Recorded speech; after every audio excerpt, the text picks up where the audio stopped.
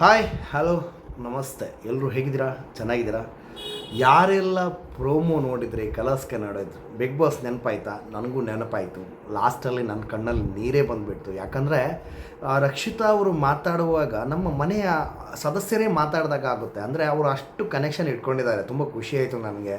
ಗಿಲ್ಲಿ ಮತ್ತು ರಘು ಮತ್ತು ರಕ್ಷಿತಾ ಅವರ ಒಂದು ಆ ಬಾಂಡಿಂಗ್ ಆಗಿರ್ಬೋದು, ಯಾರಾದರೂ ಮೇ ಬಿ ಇವರನ್ನೇ ಒಂದು ಇಟ್ಕೊಂಡು ಮೂವಿ ಮಾಡಿದ್ರು ಅಥವಾ ಏನಾದರೂ ಒಂದು ಫನ್ ಶೋ ಮಾಡಿದ್ರೂ ಕೂಡ ಟಿ ಆರ್ ಪಿ ಕಿತ್ಕೊಂಡು ಹೋಗುತ್ತೆ ಅನ್ನೋದೊಂದು ನನ್ನ ಭಾವನೆ. ಯಾಕಂದರೆ ನನಗೆ ಗೊತ್ತಿರುವಂಥ ಗಿಲ್ಲಿಗೆ ಅಷ್ಟು ಅವನಿಗೆ ಒಂದು ಅವರಿಗೆ ಇದಿಲ್ಲ, ಸೆಂಟಿಮೆಂಟ್ ಇಲ್ಲ.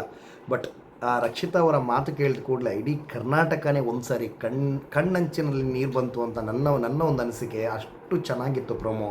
ಇನ್ನು ಉಳಿದಂತೆ ಮಾಡುವಾಗ ಅಶ್ವಿನಿ ಗೌಡ ಅವರು ತುಂಬ ತುಂಬ ತುಂಬ ಚೆನ್ನಾಗಿರುವಂಥ ಪ್ರೋಮೋ ನನಗಂತೂ ತುಂಬ ಖುಷಿಯಾಯಿತು. ಸೊ ನಿಮಗೆ ಹೆಂಗೆ ಅನಿಸ್ತು?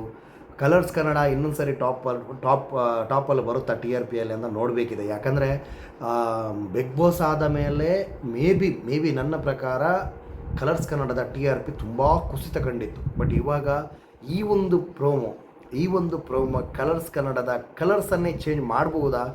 ನೀವು ದಯವಿಟ್ಟು ಕಮೆಂಟ್ ಮೂಲಕ ತಿಳಿಸಿ ಅಂತ ಹೇಳ್ತಾ ನೆಕ್ಸ್ಟ್ ವಿಡಿಯೋ ಜೊತೆ ಮತ್ತೆ ಸಿಗೋಣ. ಟೇಕ್ ಕೇರ್, ಬೈ ಬಾಯ್.